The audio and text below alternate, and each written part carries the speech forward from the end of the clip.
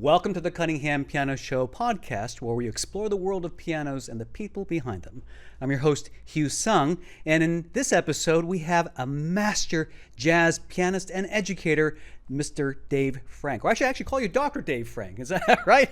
Oh, doctor, no. My grandmother would have thought that would be great, but unfortunately, I never was able to materialize that dream for her.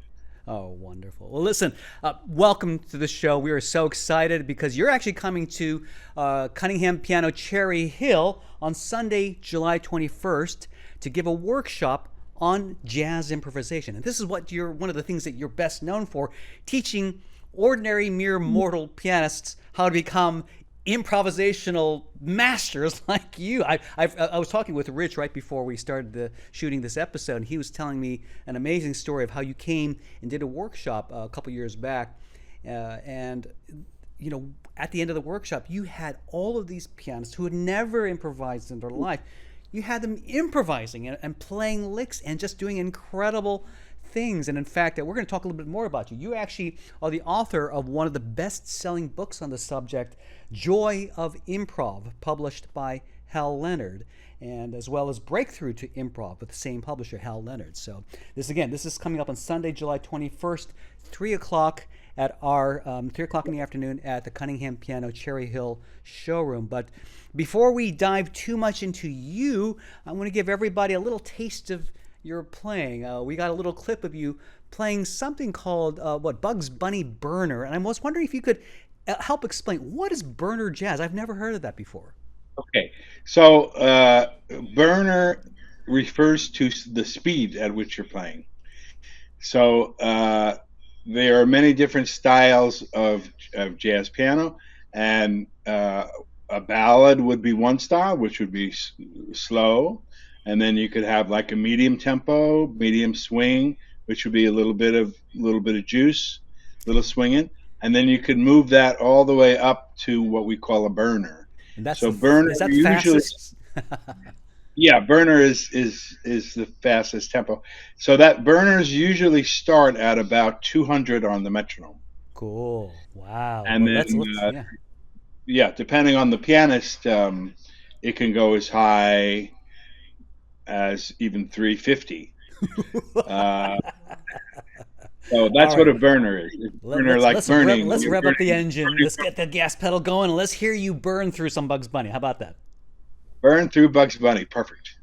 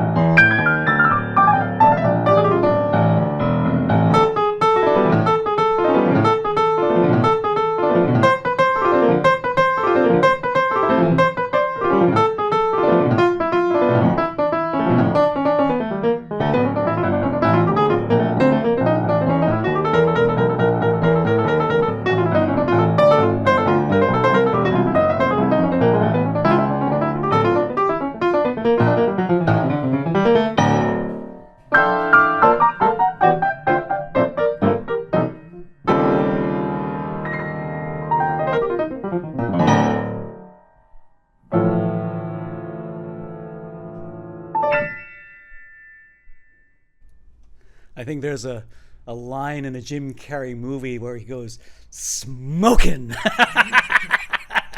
That's Dave, that the was smoking. Wow. Amazing. Unbelievable. Incredible playing. Bravo. Yeah, first you burn and then it smokes. That's incredible. So let's talk a little bit about your background, how you got into jazz, and because I know you were also on the faculty at Berklee School of Music, a very prestigious school for jazz and other popular styles. It's probably one of the leading music schools in the world at this point. So you were in the faculty there at one time, but now you're also focusing on the Dave Frank School of Jazz. But before we even get into the current pedagogical state, how did you get into jazz in the beginning? What was your upbringing like? It's a good question. I think my first exposure to jazz was my father had some records around the house, and he didn't have a lot of records, and he didn't have a lot of jazz records, but he happened to have uh, a couple of jazz records. He had a Dave Brubeck Dave Brubeck. album, Dave Brubeck Goes to College, something like that, and he had I think some Count Basie and Duke Ellington.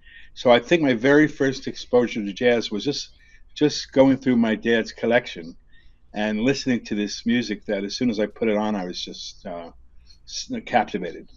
Now, were you And taking I piano also lessons was at the very, time? very lucky. Well, yeah, so I was very, very lucky. I grew up on Long Island Mhm. in outside of New York, and I was very, very lucky to have a really good jazz piano teacher by the name of John LaRosa, Hmm. and he gave me the foundation for jazz, and so I was studying with him from 12 to 15, and he used to come around and to our neighborhoods and teach multiple people in the family. He was a great teacher. He was a great theoretician. He knew how to teach, and it was absolutely fortunate. And he also had group classes that I would go to. And as soon as I think the thing that intrigued me right off the bat about jazz was the ability to create your own music, so that you were not um, you had the freedom to play what you heard. Hmm. Hmm. And there were no, and that was the idea. The idea of the art form is to be in the moment and to allow whatever you're feeling to translate into music, and for that music to be in your head and be broadcast through your fingers. So the whole idea from jazz I got right away from my teacher, John, was that you're supposed to do your own thing. Hmm. And to me, that was like just like a big wide open canvas. It was so interesting, and and you could make mistakes, and you could it was not it was exploration and exploration. It's like Edison when he's doing the light bulb. He tried 7,000 things before he came on tungsten. He tried like pasta, and he put the pasta in, and then that that didn't work so good. And then he took like a piece of toilet paper and put that in the light bulb, and then not so good. Finally, he came up with tungsten, and wow, we got some here. So it was jazz improv. It's like an open canvas, Hmm. and you can create and you can express how you feel, which is of course there are a lot of similarities to playing classical music, but just the fact that you could create your own notes, and that is intriguing. And then I remember going to a group class at Mr. LaRosa's house, and I walked in and I heard him play the blues scale, and I was about 12 at this time. As soon as I heard him play the blues scale, my life was basically Hmm. over. Hmm. I'm But, going to ask you. We're going to do something unique in just a few minutes, but I want to before we do this, I want to ask you, how did you get into the Because you've actually you've performed all over the world. You've performed at all the major festivals. You have several CDs out. You've been on NPR, featured in magazines. So you've already well. Tell us a little bit about your professional beginnings in terms of getting on the circuit and playing around. Okay. Well, in terms of education, we can start there. I met my real mentor when I was 15, and I was just so happened that was one of the greatest jazz pianists who ever lived, Wow. who is Lenny Tristano. Okay. And I had heard about Lenny, um, and read some books and heard some of his music and was immediately blown away. And I went to Berklee for a summer session in 1971, and somebody was sitting at a table in the library across from me and had one of Lenny Tristano's records. So we started talking, and I told this lady that I was looking for a teacher, and I wanted to kind of get way, way into jazz. And so she wrote a number down on a piece of paper and gave it to me, and that was Lenny's number. Oh, wow. Cool. And you can edit this if you need to, but may do verbatim give you the first conversation with like one of the greatest jazz pianists who ever Oh, lived? I mean, yeah, sure. Please. That would be awesome. So I was We 15 love years legends. old. All right, 15 years old, and I had Lenny's number in my hand. And then I went to the basement of Berkeley where they had a payphone, and I dialed the number, and this voice answers, "Hello." And I said, "Is this Mr. Tristano?" He goes, "Call me Lenny." I said, "Lenny, I need help," like that. He goes, "What kind of help do you need, Dave?" I said, "I need pianistic help." So he said, "This is what you do." This is my first conversation at the age of 15 with one of the great all-time jazz pianists and teachers in the world. So I'm a little bit trembling, holding the Berklee phone next to my ear, and he says, "This is what you do when you get back from Berklee. You come over to my house in Queens, and I'm going to tell you how I'm going to rip you off, and you can tell me to go fuck myself." I was like this, like, Oh, "Hello, man. Mr. Tristano, Lenny, Mr. Tristano. Yes, rip me off, sir. Fuck yourself. Whatever you suggest, sir." And that was my first exposure to Lenny, Oh, who was my. one of the great characters of life. And I went to see him right after I got back from Berkeley, and I was Did he rip you 15. off? He did not rip me off. Lessons were $10. Oh, wow. Wow. And once a month, when Lenny had to pay his rent, it was $15. Now, so he was in his in good shape then. It was 1971, and he had created a whole school of jazz, and a whole school, a whole style, a whole scene. So there was a fantastic jazz scene around him. It was Hmm. like like some great rabbi or something, the Baal Shem Tov or something, who just by his very presence and activity Hmm. gathers around him people that are really interested in the subject and Hmm. creates a community. Hmm. And so in those days, we had this wonderful community of jazz. Most people were young, and this is how we grew up. And you'd go to Lenny's house for a lesson every week, and he would also organize sessions and concerts, and you became friends with the other people that were in this community, and we all played together and jammed together, and Hmm. it was just such an unbelievably fortunate situation to be in. Hmm. So this is how I started developing jazz, and also I saw, just from knowing Lenny and seeing what he did, I saw that it was possible to make a complete living and a complete life out of teaching and playing jazz. Hmm. Hmm. And Hmm. so he actually was like a role model, I think, for all of us. I mean, we're just as lucky. But I saw firsthand that Lenny would only teach, and he was completely immersed in the music, whether it be teaching or playing or practicing. Uh, and that was his life. And boy, there was nothing more interesting than that. Wow. And so I started teaching just private students um, when I was 16, and Long Wow. Island, and just taught private students, and would go to their house, and one kid would run away when I came, and I used to have to go run after him, catch him, and that didn't end well. Let's say that.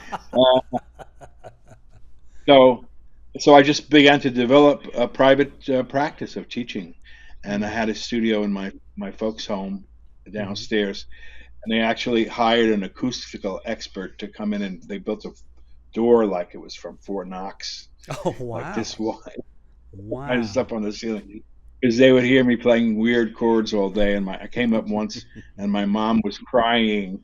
She was Oh. crying at the table, and I was saying, "Oh, I had just had such a good time exploring all my dissonant voicings," and my mom was crying.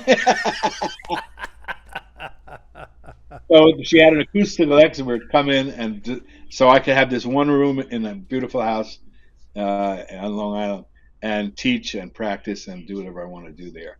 So Wow. I loved teaching right away. And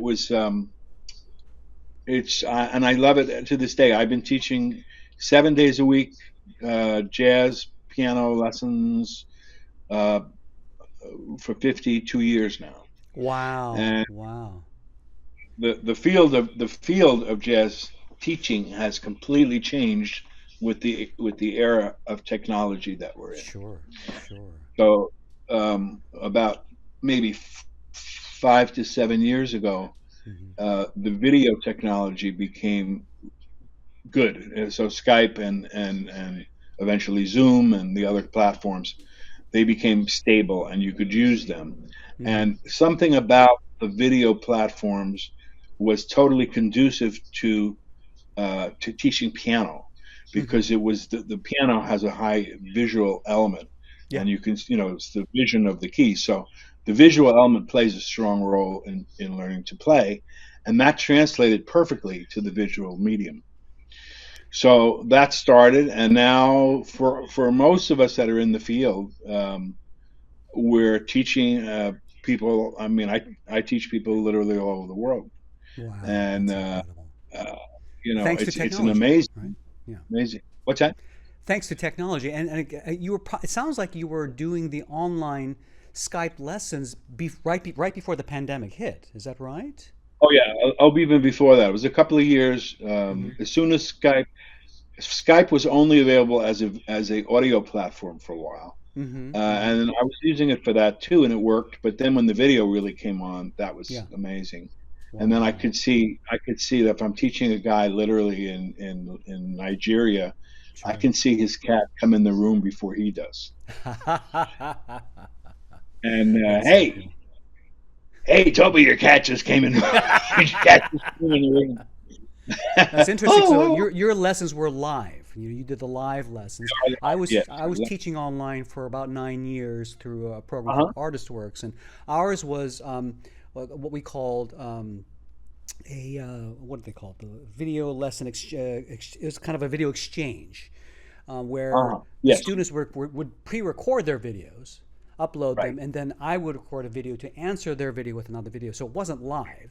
It was just this Yeah. trading back and forth of videos, answering each other with videos to help them progress. But yours is a live lesson, so people you can see the cat walking in, and you can help the Well, student right there on the spot. was with the advent of the video Skype, really, where that started. Hmm. And yeah, I mean, it's and the way, I mean, I can see them playing much clearer in a way on the screen, because they can point the camera towards the keys, Right. Yeah. and Yeah. I can see like a mistake they're about to make, let's say. Sure. And before I was sitting across the room. Now there is, of course, something in the live element, Yeah. being in the same room together, that's unique. Hmm. But still, the online lessons has proven, and I've tested it out with people that I worked with for a period of time, and then I would actually meet them, and the pace of learning was the same. whether it was Interesting. live or online. So anyway, so I started a school in New York called the New York School of Jazz in the Mm-hmm. 80s, Mm-hmm. and then was lucky enough to get hired to be an associate professor of piano at Berklee College of Music, How which I cool. did for 17 years. Wow. Wow.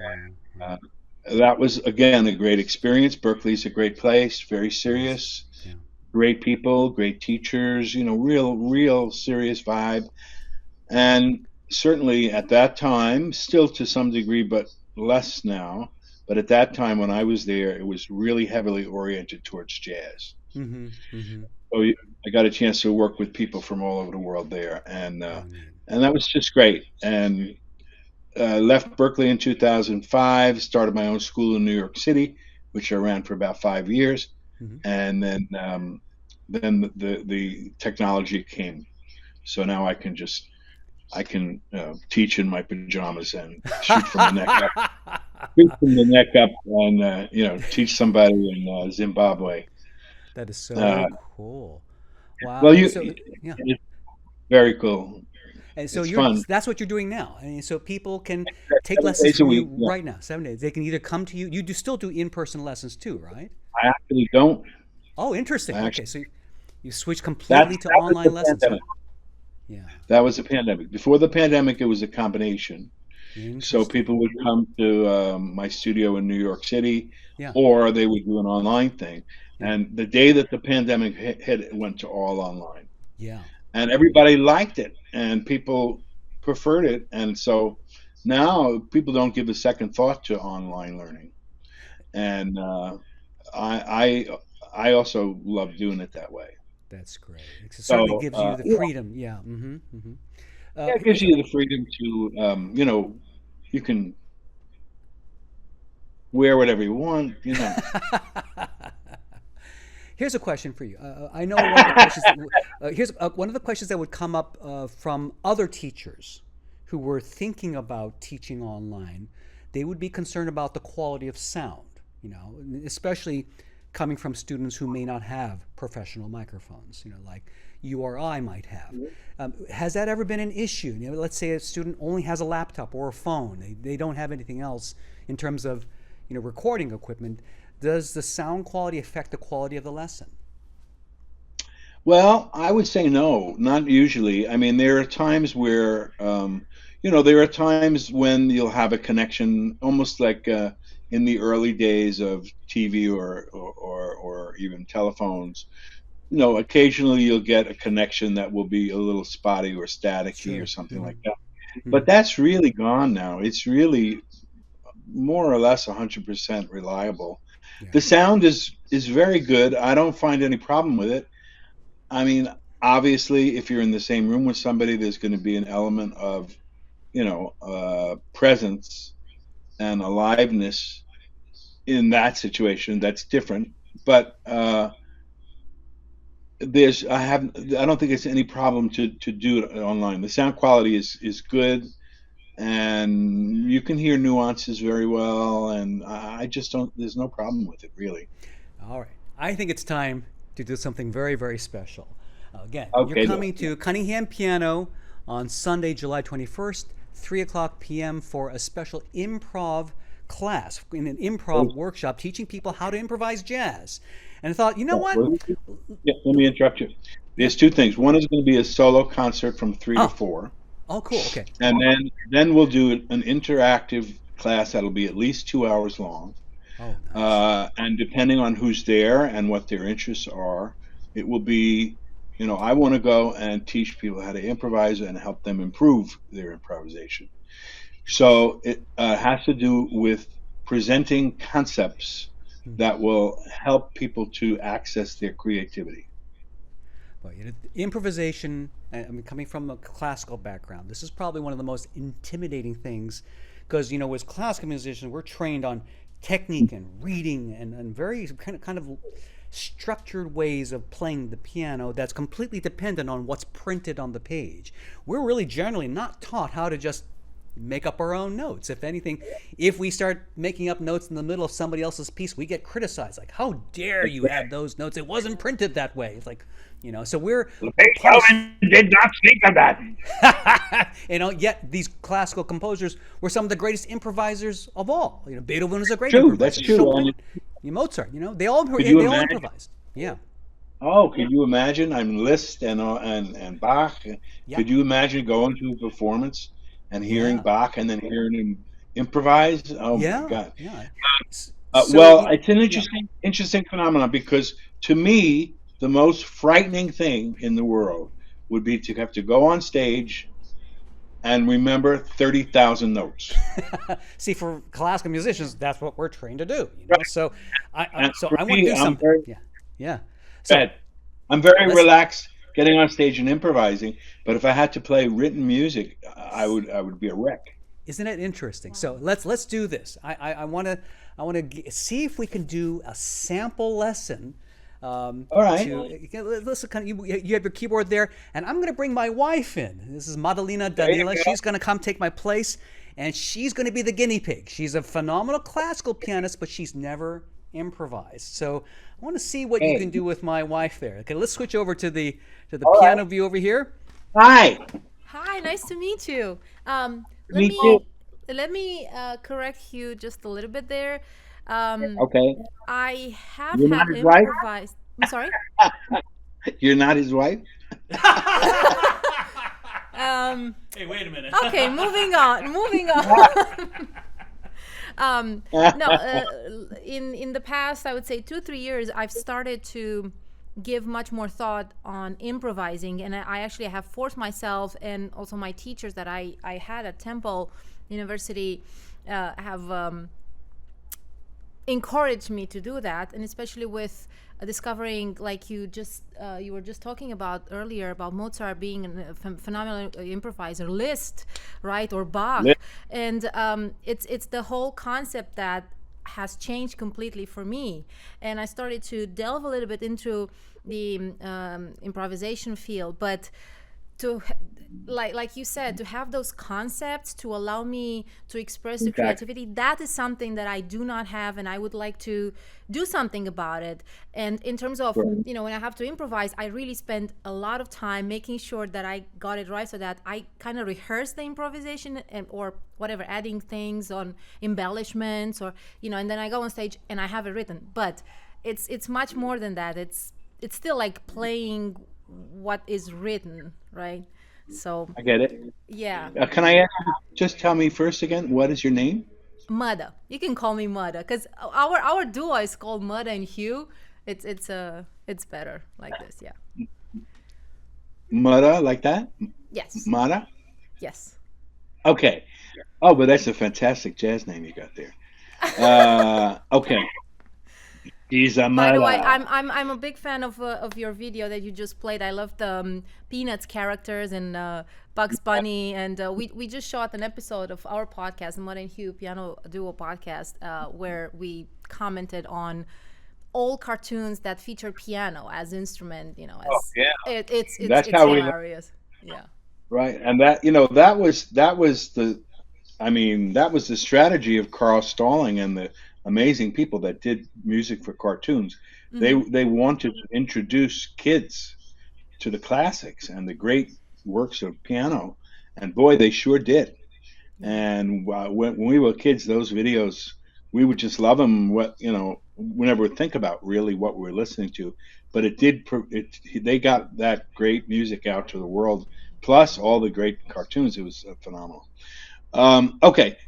Shall I just say a little bit about improvisation? Can I give you a little framework? Absolutely. And then we can try? Anything that you can think of, just treat me as if I really don't know anything, because I wouldn't mind starting right from scratch, like level. Okay. Well, I'll actually take you into an experience of improvisation, and that will include some of these concepts that we're talking about. Mm-hmm. So basically, when we're talking about improvisation, first of all, one thing that's interesting is that there are very well-defined schools of teaching in classical music, right? I mean, you have the Russian school and the French school, and you have the Royal Academy, Yes. and all that. And not that you have to do that all the way, 100%, but there are schools over the hundreds of years that classical music has been studied.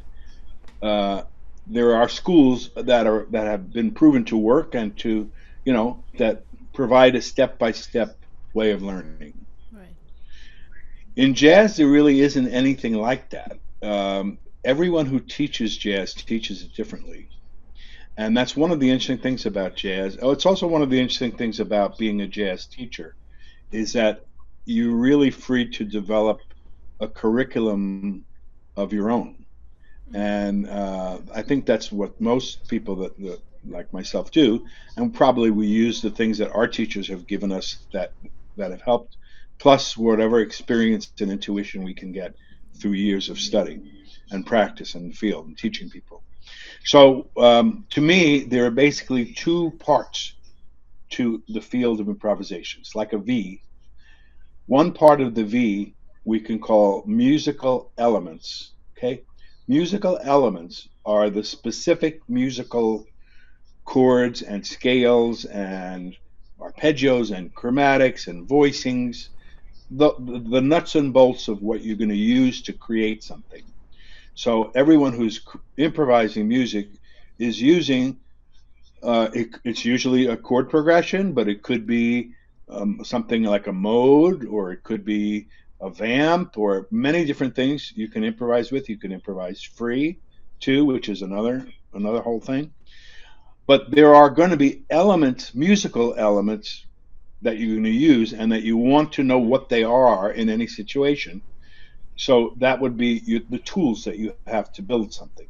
Okay, so if I'm improvising on one jazz tune, I'll have a different set of elements of music than if I have another jazz tune. Or if I'm improvising on blues, I'll have different scales and voicings than I will if I'm improvising on jazz. So one part of studying improvisation is to know just what to use to help you to define like your palette of colors. Okay, so this would be, again, everything from voicings to understanding chords and theory, and which scales, which modes go with which chords, how to use arpeggios and tensions and this kind of thing. That's what we call musical elements. Okay, so that's something that you can get step by step. It's not particularly difficult if you go through step by step. But there's another part of the puzzle. So you can know what scales and voicings and chords to use when you improvise, but knowing that is not enough to make music. There's another part of the equation, and the other part of the equation is called improv concepts. So improv concepts are how to make music out of the elements that you're using. Okay? So this had much to do more with phrasing and flow and how to make a complete statement and how to follow one statement with another statement, how to use space. These, what we call improv concepts, is like the enzyme of the experiment. So like in high school, they wanted us to blow up a beaker, right? So you had to have the right recipe. I had to put the potassium and the calcium, and then they had this enzyme thing, and if you drip the right enzyme in, it explode. And so this is with improv. You have the nuts and bolts, which is something you can learn very clearly, step by step. It is rocket science, but it's step by step rocket science. So it's something that anybody can learn if they have the step by step method. That's the most important thing about jazz improvisation. It's what I found 52 years of teaching this every day. Every person in the world can do this. It's a natural human ability. It's just based on how you present it to the student. If you can present a clear step-by-step approach and get the recipe. So the human being can create music forever. Once you learn how to improvise, you're going to be creating your own music on the spot for the rest of your life. And it will never be the same. And it's thrilling. But there are, just like the chemistry experiment, you have to have the right foundation. You have to have the right elements in that beaker, and then you have the enzyme to make it explode. So this kind of thing, two parts to it. Musical elements, and I'm gonna show you exactly what I'm talking about in just a moment. Musical elements, and then improv concepts. Okay, and when you put those together, boom, it ignites. It's like a creative process that ignites automatically within you, works every single time.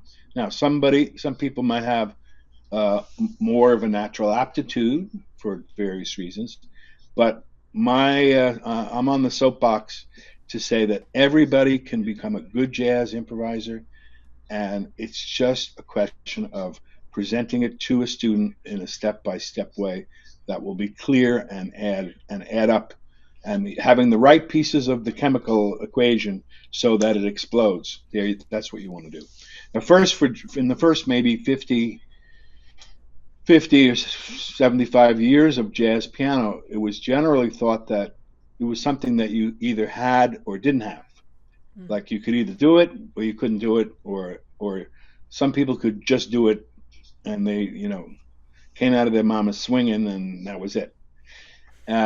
But starting really, my teacher, Lenny Tristano, was one of the first teachers who made a pedagogy out of it. And there were others as well that did this, and this started to become a trend which has expanded enormously since the 1960s and 70s. So now it's generally understood, I think worldwide, that jazz is a very high art form, but it can be studied and learned step by step, just like learning anything else. So does that make sense? So Yeah, the musical element. So if we want to try some improvising now, the way that I would start this is I would just present some very simple, clear musical elements, and have you get just familiar with that, and just something simple, and then I can show you some of these improv concepts that teach you how to get into the correct rhythmic flow, and teach you how to make phrases and how to think on your feet musically. Okay? yeah. Okay, so this is what we're going to do. Let's jump over to the piano if you don't mind, to give a quick sample lesson. And I'm going to switch the camera view so we see the overhead views, okay? Thing going good so far, you? Sorry, everything's great. This is really terrific. I'm going to actually slate this. So now let's switch over to the overhead. If you walk over to the piano. That's a great intro. I mean, this is I terrific. Never heard anyone talking like that, so clear and yet, simple. This is gonna be the list. Okay, so now give 5 seconds, and you can maybe give her some pointers. Like, again, it's a real simple concept that pretends she's a beginner pianist. Yeah. Yeah. So. All right, I'm just gonna guide Mara into a beginning way to improvise. So I'm just I'll just do this for a little while. There are many different styles of jazz piano and jazz to improvise with. There are many different eras. One of the amazing things about being a jazz pianist in today's time we're living in is we not only have a legacy of 300 plus years of geniuses that have created incredible music in so many different styles, using so much of the piano and carving out the most beautiful art imaginable from the piano. We have that whole tradition to draw from. And we also have a 125-year jazz tradition of piano. And that 125 years of jazz piano tradition is also available to us. And so we have lots of different options. And it's like you're a painter, and right now you have palettes of colors, of all different colors that you can use to create with. So one form of improvisation that's good to start out with is called modal vamps. Okay, this is a form of improvisation, and I'm going to explain it to you now, and then we're going to try it.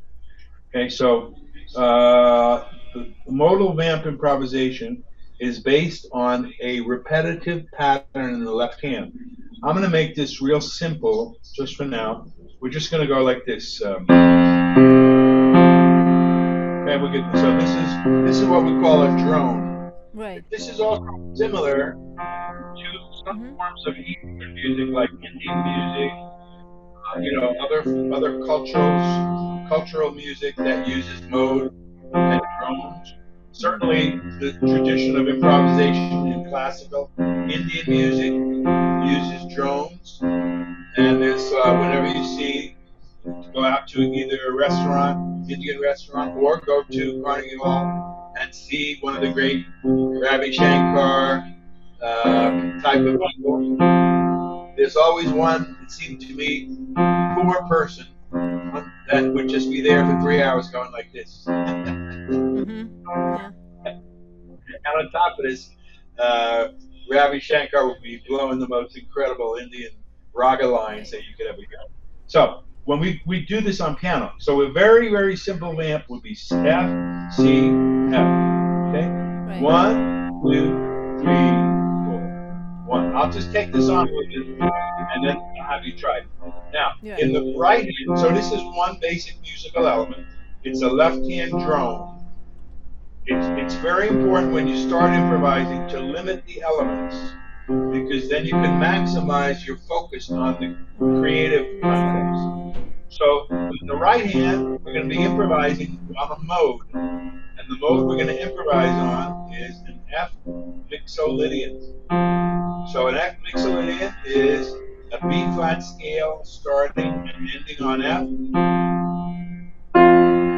Here's our scale. So we have these two musical elements. Let's get it together. Okay, here we go. 1, 2, 3, 4. We can double that. So this is a B flat scale starting from F and ending on F.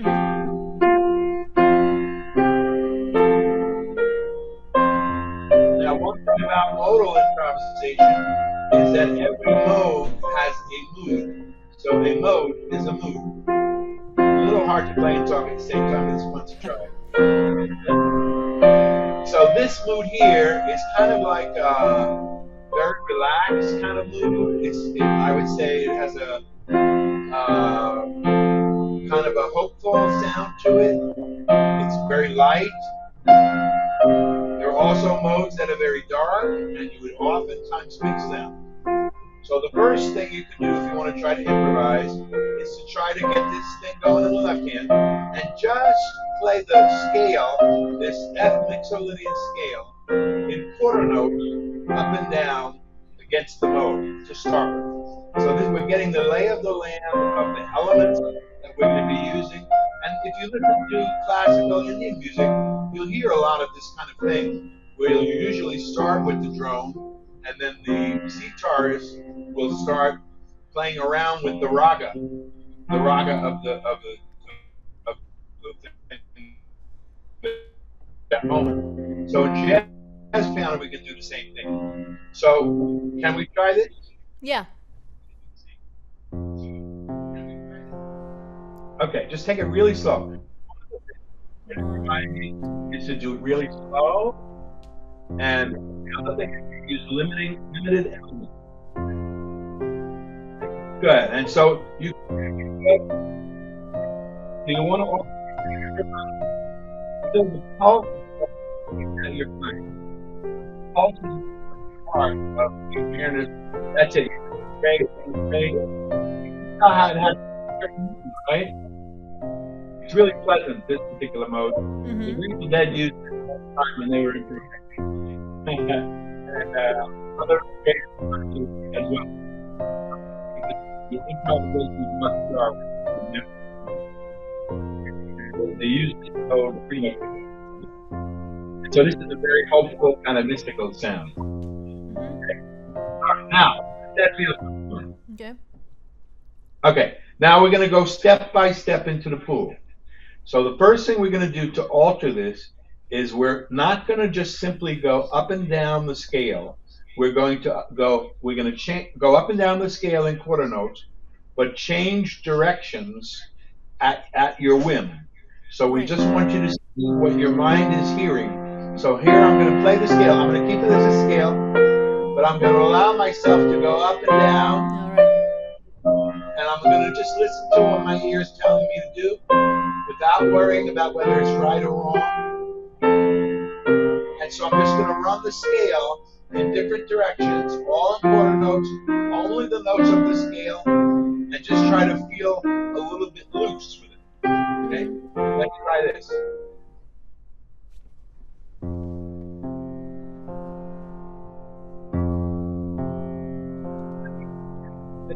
Feel the pulse.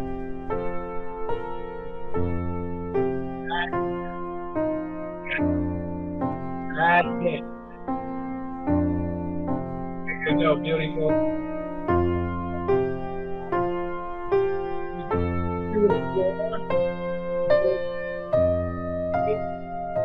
Minor.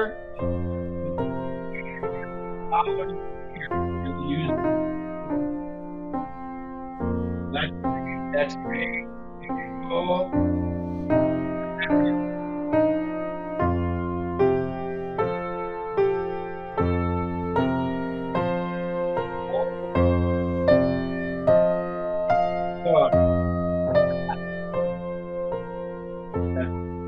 Yeah.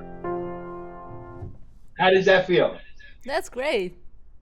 Yeah, I was just about to say, she's off, she's gone, she's improvising. Game over. Hello. Yeah. So the important thing when you're teaching or studying improv is to use limited elements and then to go step by step, a little deeper in the improv pool, a little deeper in the improv pool. The first thing is just to play the scale like we did, and you can do this. There's all kinds of modes you can use. You can use the Greek mode. So I could use any mode, and every mode, different mode would have a different mood. And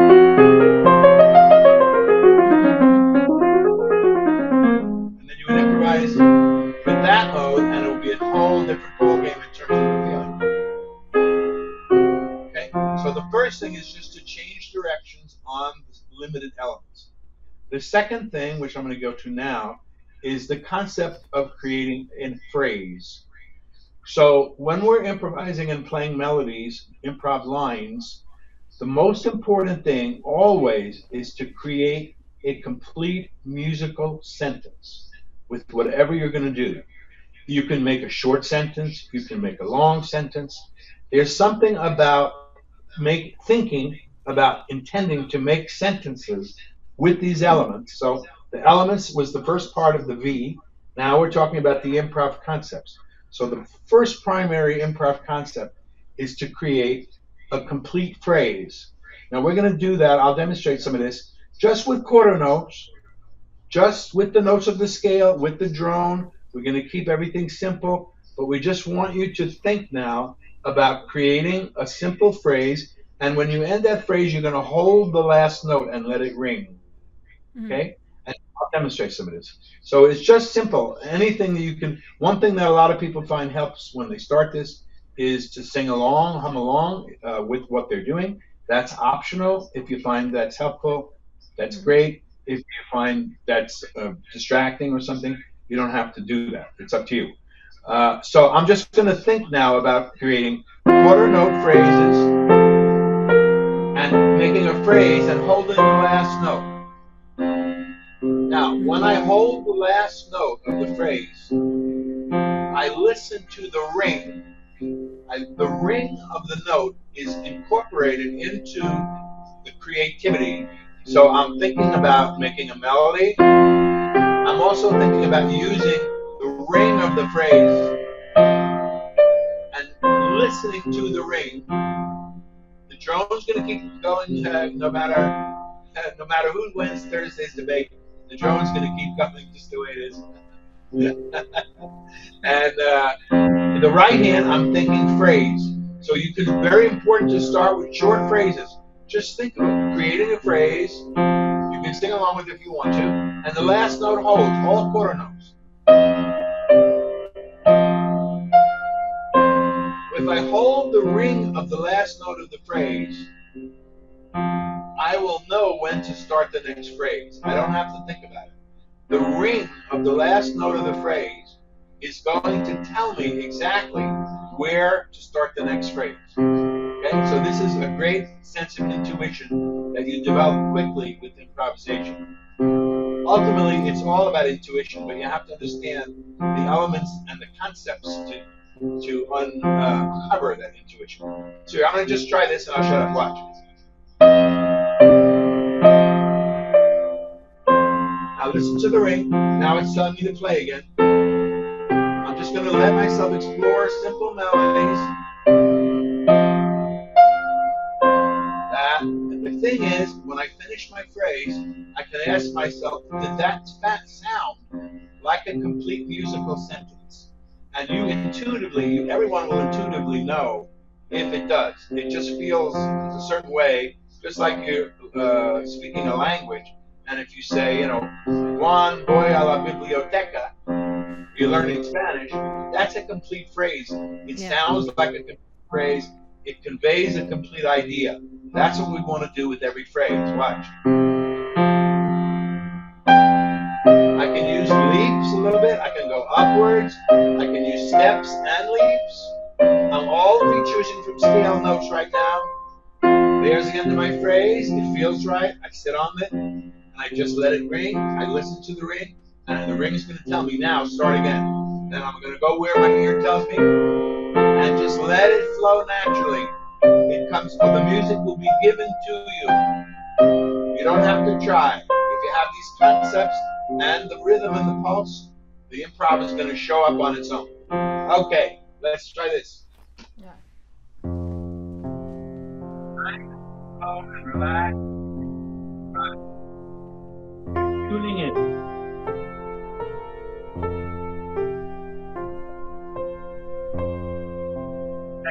Excellent.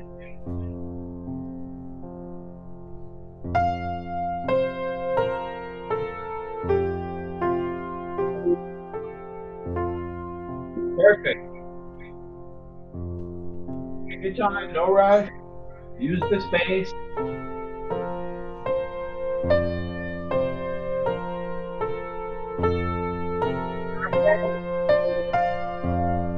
Good, excellent. There you go. And you're the complete sentence. So you have to create something. Beautiful. Keep going.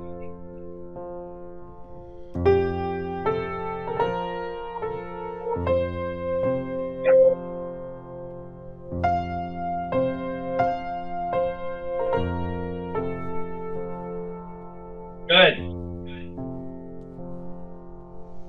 Nice.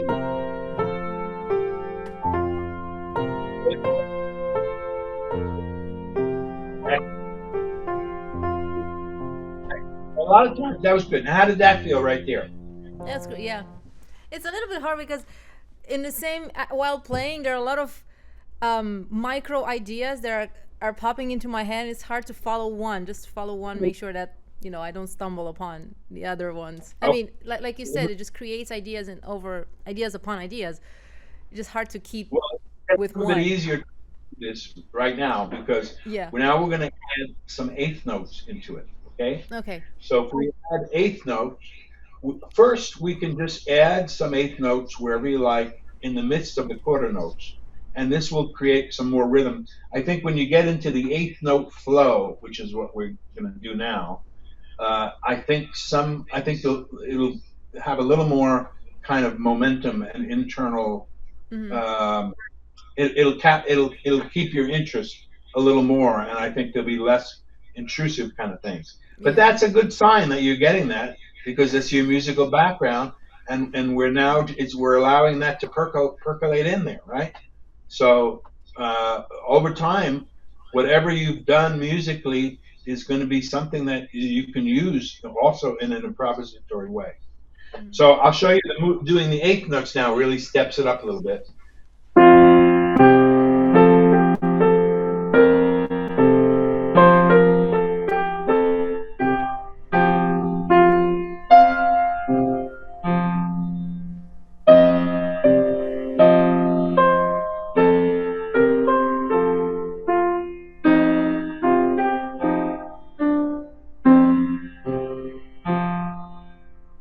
listening to the rain. I just let it rain for a little bit. Now I'm going to start again. I'll do maybe a few eighth notes. And then quarter notes. I always want that feeling of the complete sentence at the end. And you can't miss it. It's very undeniable.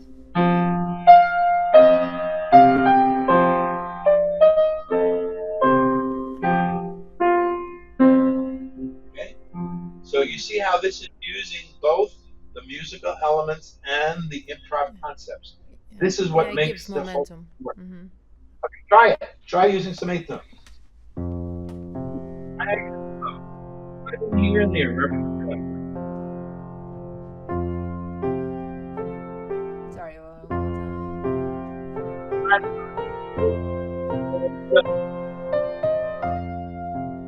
Beautiful.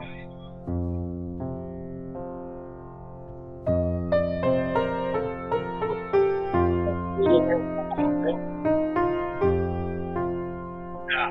Beautiful. Take your time. Have some fun. I messed up the left hand. See, here's the thing: I'm focusing on the right hand, the melody, and then my right hand gets a little bit off because it wants to follow the right hand. Now, I think in a very finite period of time this will stabilize for you. But one thing you could do if you wanted to is record the drone. And just concentrate on the right hand. Okay, that would just make it that much more focused. You know what I mean? Yeah, it's like recording voices in a it does take a while to just put the hands together. So watch again. So I'm thinking the eighth notes are like this. New York, you can say New York. New York, New York, New York, New York. Then quarter notes. New York, New York, New York. If you just say New York in your head with eighth notes, right, then that will stabilize.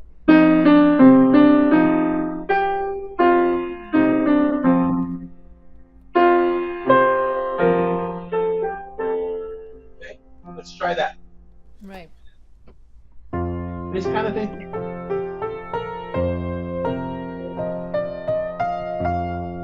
Very nice.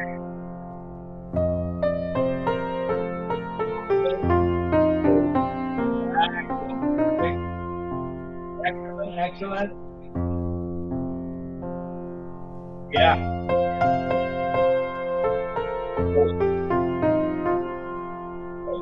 It's okay to be a little bit strict with the rhythm right now.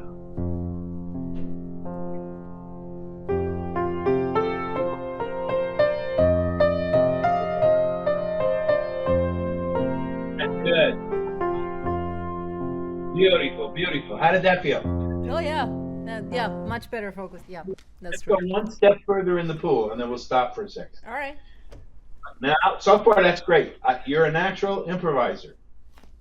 Right. Okay? All right. Now, the basis of jazz improvisation or other forms of improvisation, too, is what we call the eighth note flow. This is one of the primary secrets of improvisation, is that there's a magic rhythm that if you're in this magic rhythm, the music flows and it just never stops and you don't know where it's coming from, but it does. It works, and the flow, the correct rhythmic flow, has a lot to do with it, in addition to everything else we're talking about. So the eighth note flow, in this case, would be like New York, New York. And then I can use primarily eighth notes.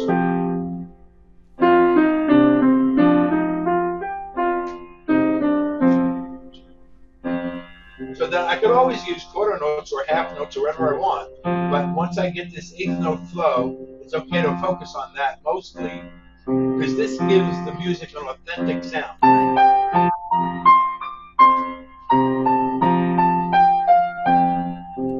Always use the space in between the phrase.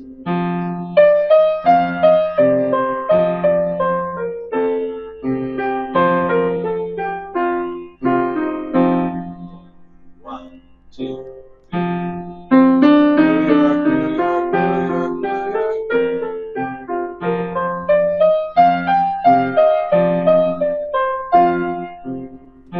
There's another kind of a thing you can use with words, which is kind of interesting, but it works. And that is when you're getting into your eighth note flow, think about grouping the eighth notes in groups of 4 with a slight accent on the first of the 4 notes. And that sounds like this.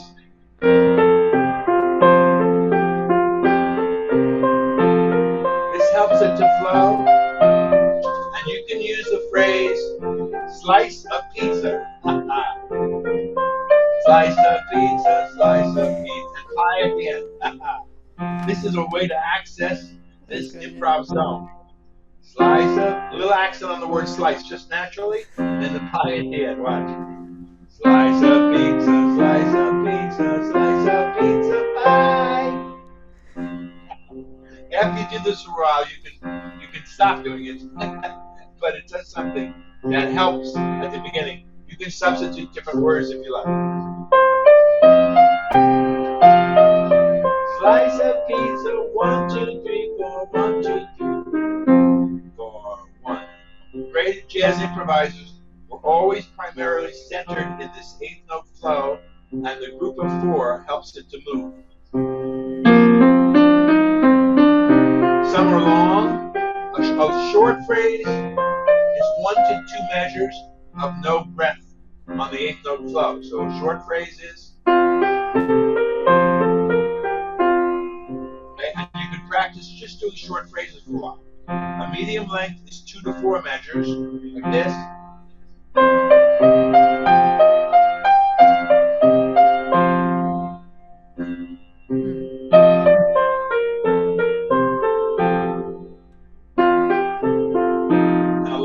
Should be 4 or more measures with no break in the eighth note flow.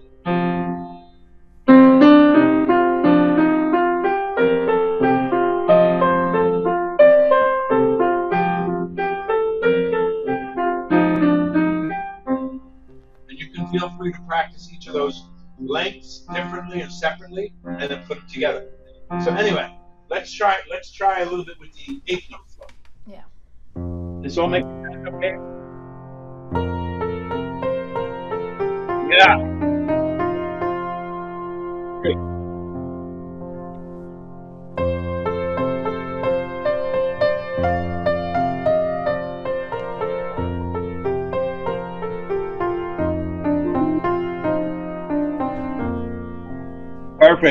Perfect. Yeah, good. How does that feel? Yeah, that's actually, this step-by-step approach makes much more sense than trying to skip certain steps and then just get to be awesome, and then just get to play, and it's just right. Yeah, this and that's this is the way that the brain will learn it, right? Yes. So let if I may, let's just do one more step, and then that will be it. But I think you can feel that, right? That it's absolutely. It's natural. Now, when you start improvising, and even when you've done it for a long time, the more you do it, the more natural it becomes, and it becomes just a way of speaking. Now, when we're talking, just having a conversation, we're improvising English. Right. That's happening. At first, when we first learned it, when we were kids, we was very tentative, but then we practice, and now we improvise English all the time. Don't think about it. So improvising music can become as natural as that.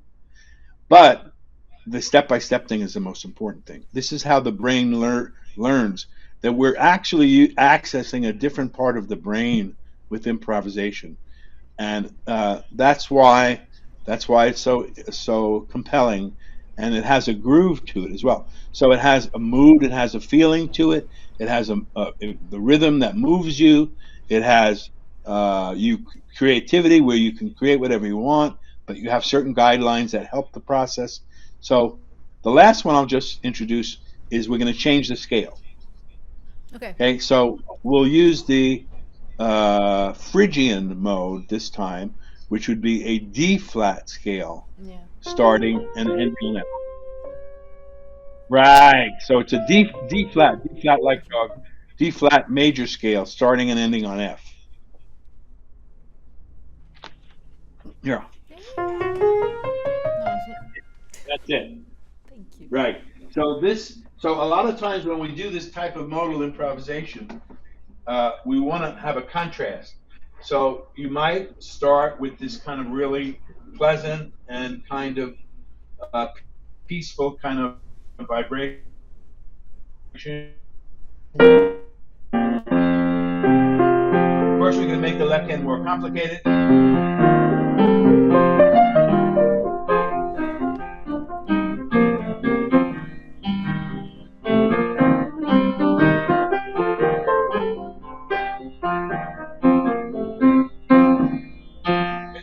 Start it this way. All right, so now I'm gonna start. Now I'm just gonna improvise with the Phrygian mode, and it will have a completely different character.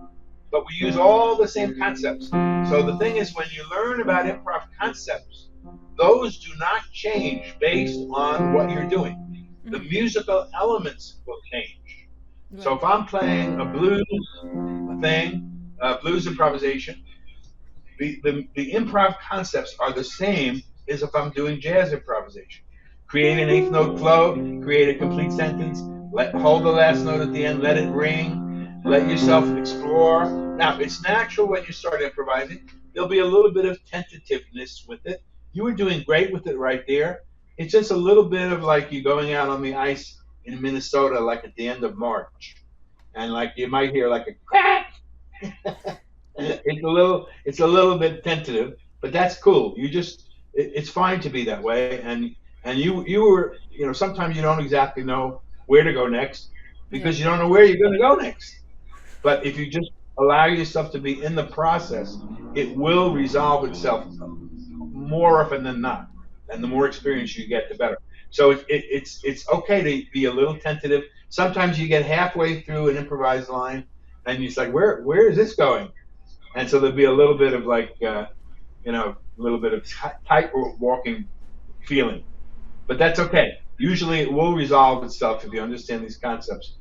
And then as you do it a little bit more, it's not even going to be a question. So I'm going to try this on the Phrygian. I can start with the drone. The drone puts you in kind of like, kind of an internal kind of a space, which is really nice. And then I can start with the scale. Whole different mood.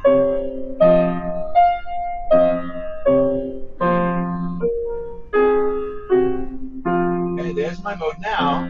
Totally different mood. Now I can apply all the improv concepts.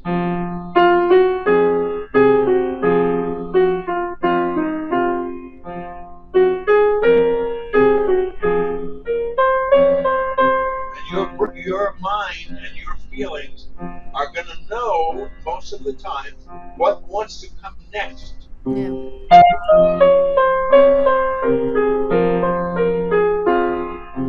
And then it's like the music comes to you on a silver platter.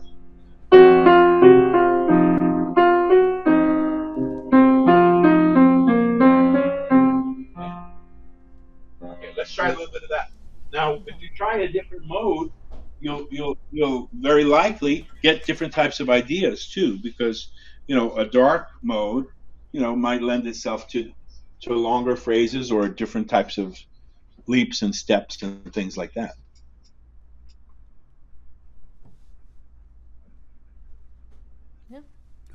Yeah, you want to try it with the Phrygian?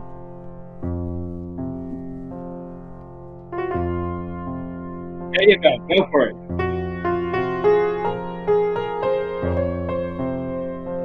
Good.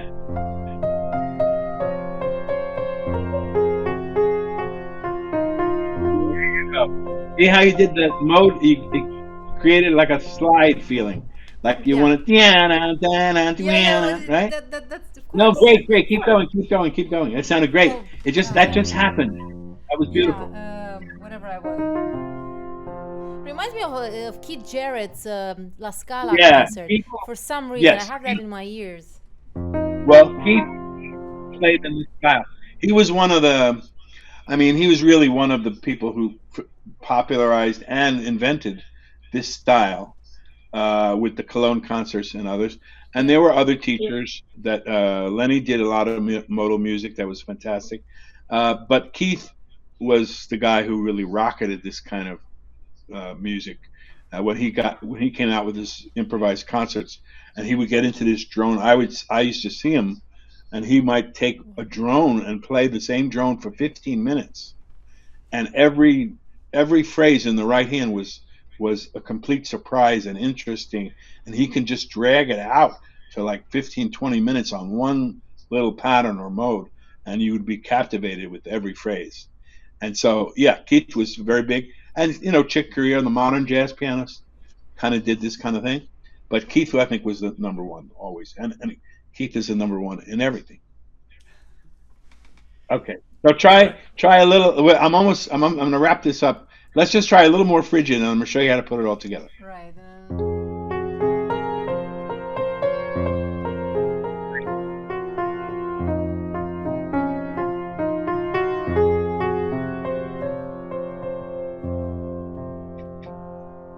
Beautiful.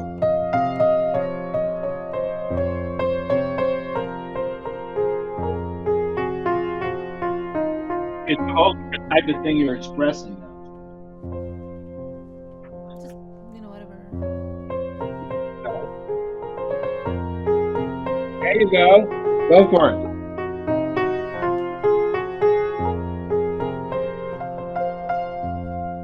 Beautiful, beautiful.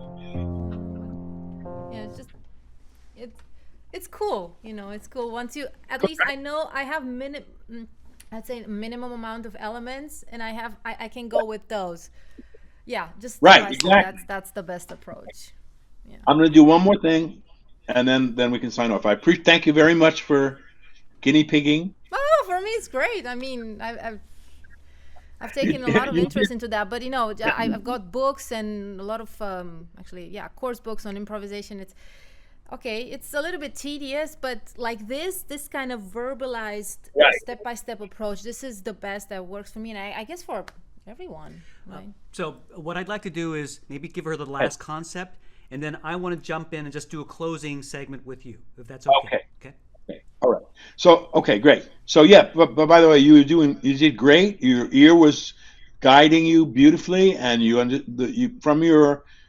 from all of your musical experience and the experience at the instrument, all that is very, very valuable. Mm-hmm. It's just there's a piece of the puzzle of improvisation that has to do with the concepts and this kind of thing, that if you apply that to your whole musical experience, it's just going to add another dimension to it. Yeah. So as you were doing, things will just start flying out of you. And it might be something from Rimsky-Korsakov, or it might be something from whatever. And that's all great. We want that kind of thing.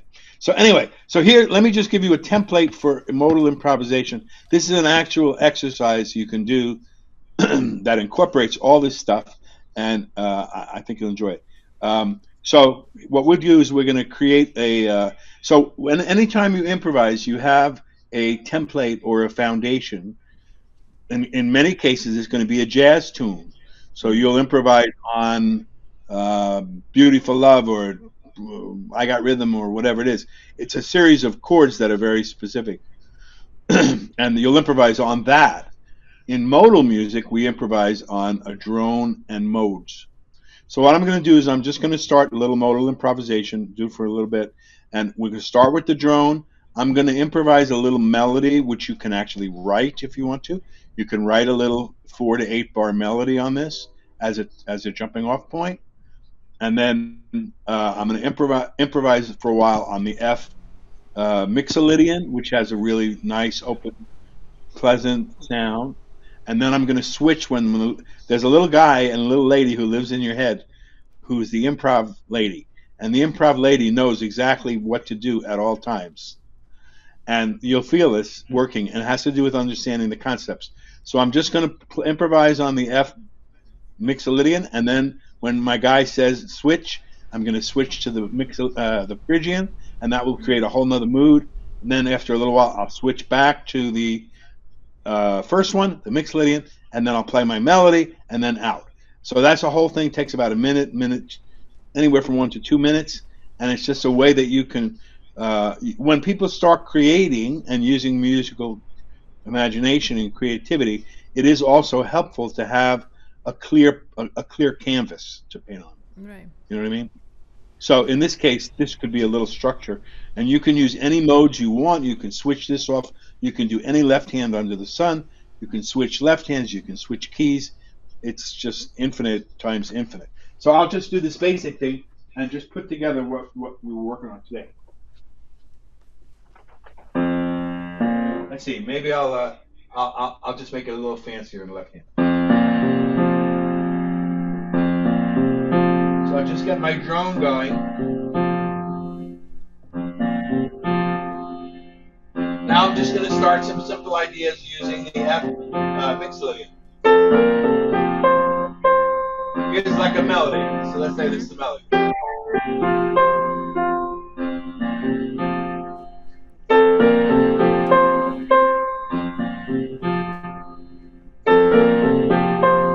That's my melody. Now I'm going to start with short phrases of eighth notes primarily using the F mixolydian.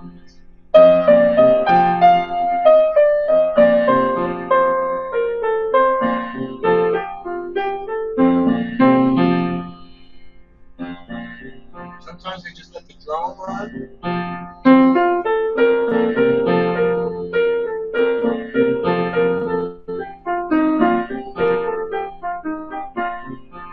4, 1, 2, 3, 4, 1. Feel the pulse as you play.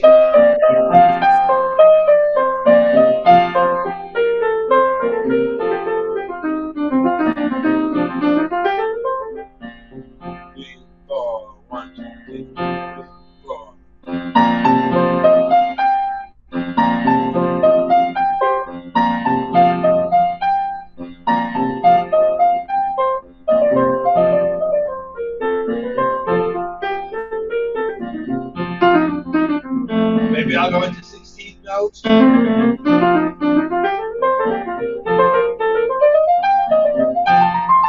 great.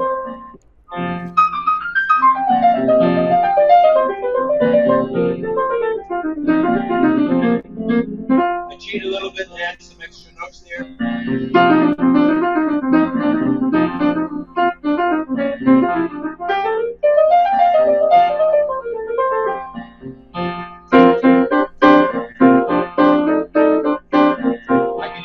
I can create chords of anything I want using notes only of the scale to start.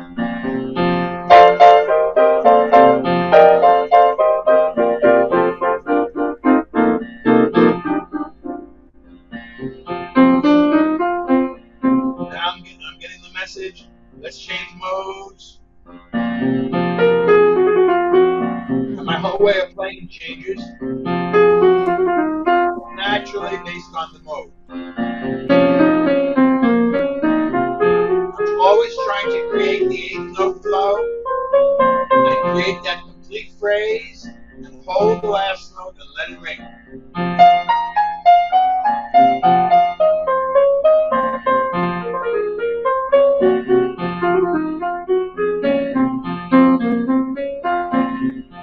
Maybe I'll try some chords here.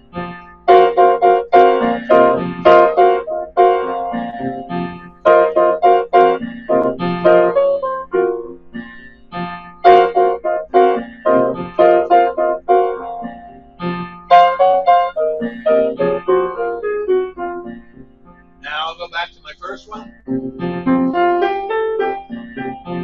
It's like a relief. I can put a little chord in the middle and hold it to create a little more texture if I like.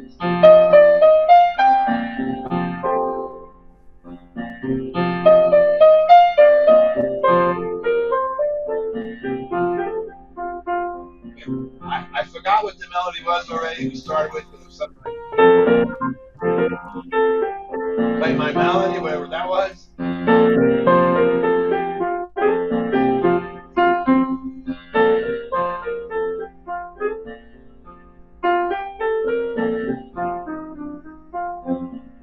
I can just let the drone go out and let it fade out. And I created a whole improvisation using it's just like kind of on Instagram now.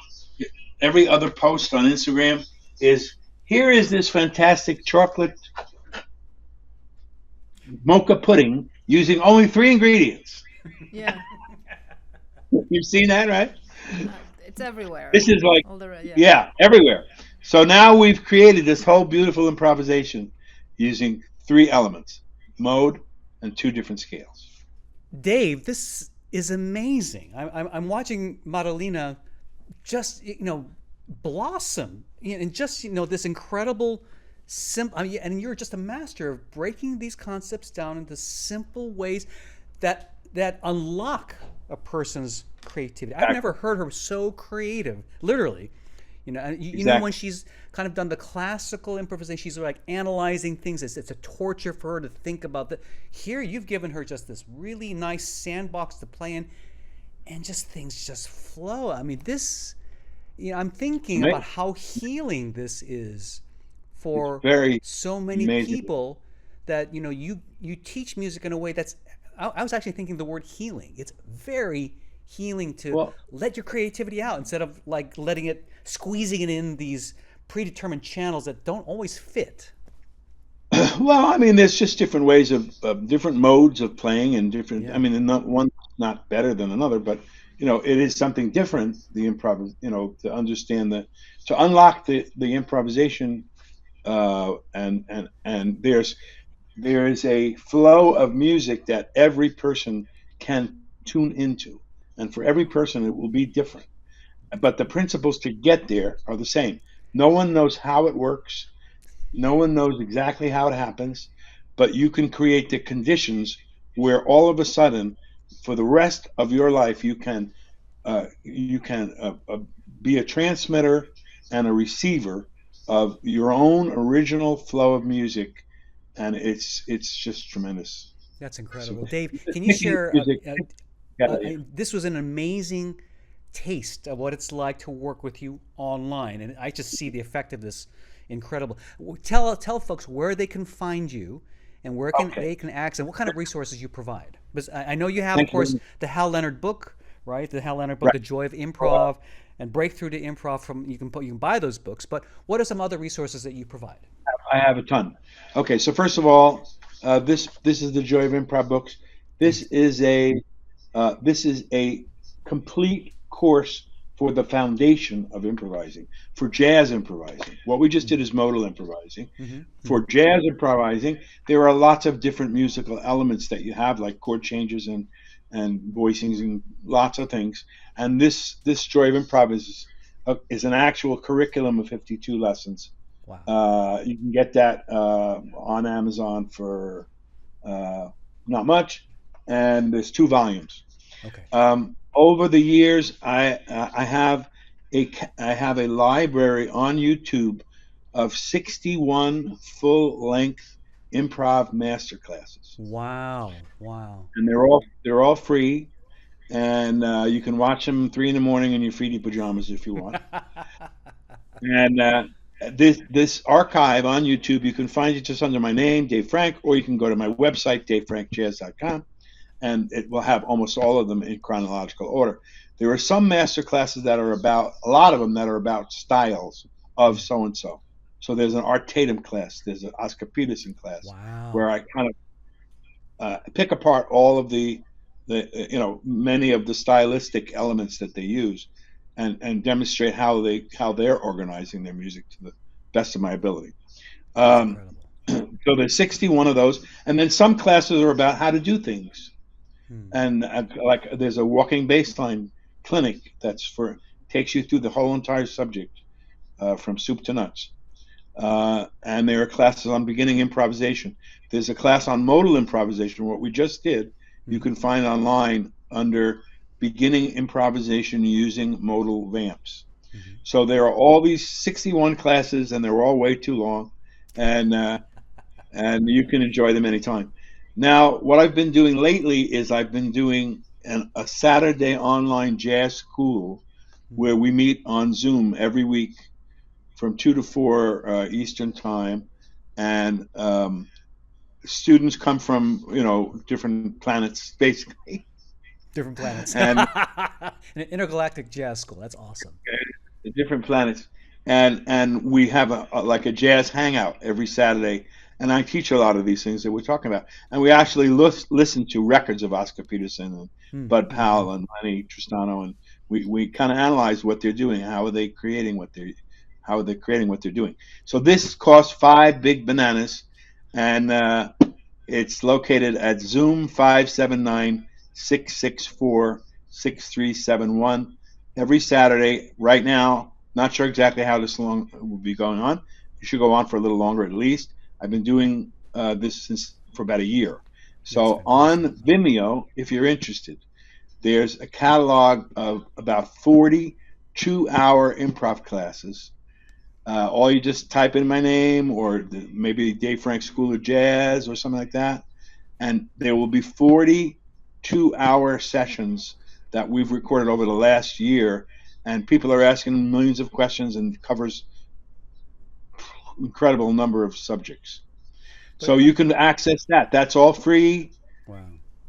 Just knock yourselves out, have a ball, and also now I've started a number of trips, and so my interest is in sharing this unlocking experience with as many people as I can. And I was privileged to study with some of the greatest teachers, Charlie Bonacos, Lenny Tristano, John LaRosa, and so I love going places, meeting people, and just sharing some of these concepts where you can see an immediate improvement in your playing. Yeah. So this is what I've been doing. I've been doing it on the East Coast now. We're up to Boston next weekend, and we're just down in Baltimore and out to Cleveland, and coming to you guys, which I'm thrilled about soon. Fantastic. And so I'm looking to do this as much as possible, because that in-person connection where I have a chance to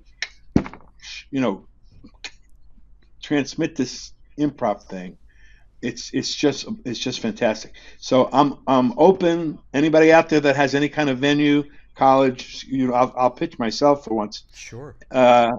Music school, piano school. I've been working at a lot of piano dealerships, which is a good place, like Cunningham. And Sure. Cunningham is one of the greatest ones in the country. Thank you. Yes, but we are. it's a great venue. So anyway, I am interested in going out and meeting folks and helping them with their own creative process. Yeah. And thank you very much for the opportunity to pitch. Absolutely. All those. Just one last question. Just again, watching Madalena working with you one-on-one. Yes, you have this incredible treasure trove of videos and resources and books. That's great, and that's a great place to start. But there's something very special when you can actually work one-on-one with somebody, guiding you and seeing where you are and encouraging you from your unique vantage point. Sure. Can people still take one-on-one lessons with you? I do that every day. I'm about to do 5 of them right now. That's right. So if they want to reach me, anybody want to reach me for any reason, compliments, complaints, tomatoes, criticisms, advice, whatever you got, you can reach me at my email, which is dfrankjazz, DFRANK jazz, JAZZ, all one word, dfrankjazz@AOL.com. Or you can reach me through my website, dave@davefrankjazz.com.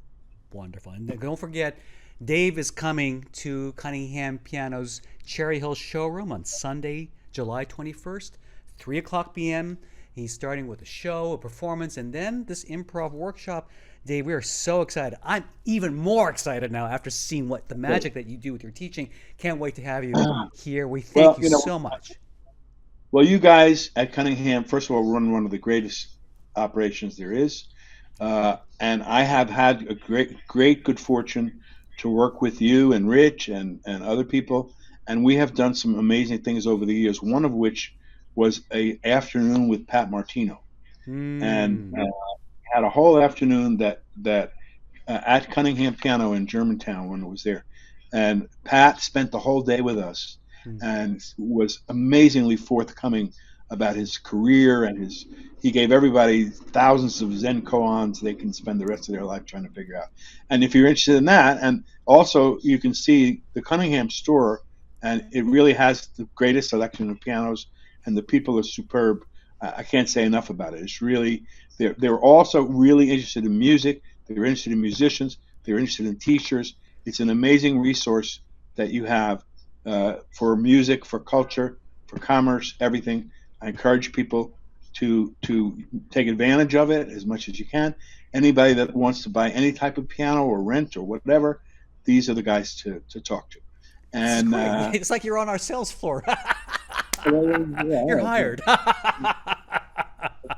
Awesome. all right. Dave. I look forward to being there again.